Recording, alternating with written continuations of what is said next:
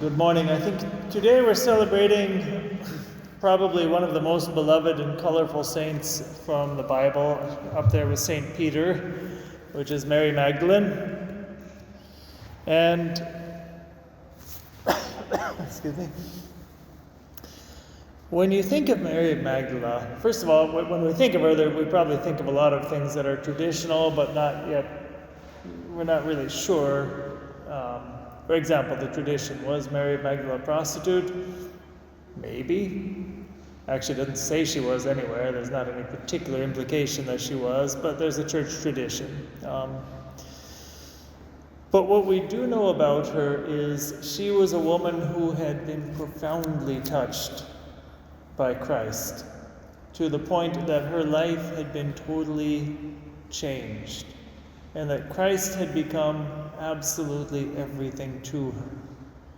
So, what the Gospels tell us, we know that Mary of Magdala had been possessed by 7 demons. Now,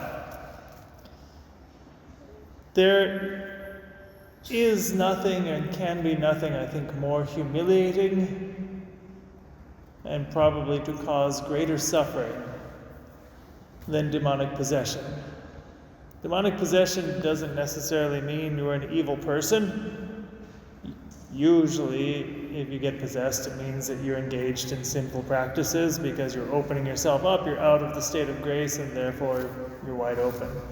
So generally speaking, you're not going to get possessed unless you are a sinner, okay? So it's quite likely that Mary of Magdala had been a sinner, and a woman in those times, what kind of person is going to be a grave sinner? Quite likely somebody engaged in prostitution. So there's the possibility.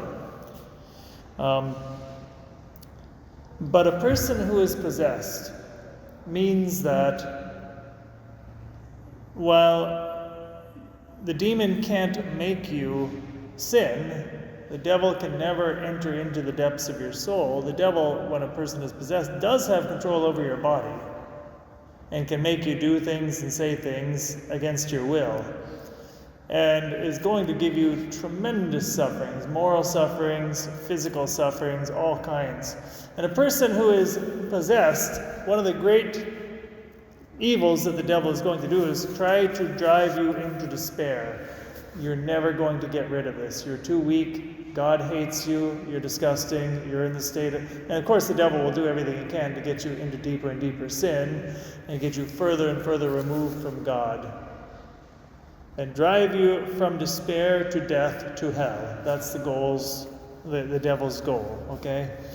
So Mary Magdala, in this state, we don't know what happened, we don't know how it happened, but somewhere along the line, Christ walked into her life and freed her from that.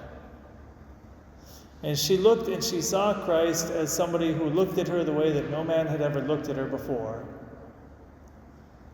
and called her by name, revealed that she was loved. She was known to her core, she was loved, and he freed her from that. And from that moment onward, she would look at Christ and think, this man has meant everything to me. And she put all of her hopes in Christ, all of her heart, all of her love in Christ. He gave her dignity. From being an outcast and a public sinner and a demoniac and everything, she became one of his closest followers. He lifted her right up to be one of the most important, most prestigious people in his circle. And all of a sudden, one day, in front of her eyes, he is crucified. Now imagine what that would have meant to all of the disciples, but especially to somebody like Mary of Magdala. All of my hopes, everything, all of my love is in this person, and he has been tortured to death before me in a manner that says that God has cast him off. Next to the Blessed Virgin Mary, the only person who would have suffered more than Mary of Magdala is probably the Blessed Mother in that moment. And we know that she went to the tomb 3 days, after the time that it was even necessary to anoint a body. She went to the tomb first thing in the morning, as soon as it was legally possible for her to go and anoint the body of Jesus. and she discovers that he is risen. It's everything that she had hoped for was true after all. She's gone from the very depths of love to the depths of despair, right back to triumph. And this is what the readings, both of the readings, the first reading in its own way and the gospel, are talking about. Mary of Magdala is a great saint, especially because she was absolutely wide open. She held nothing back.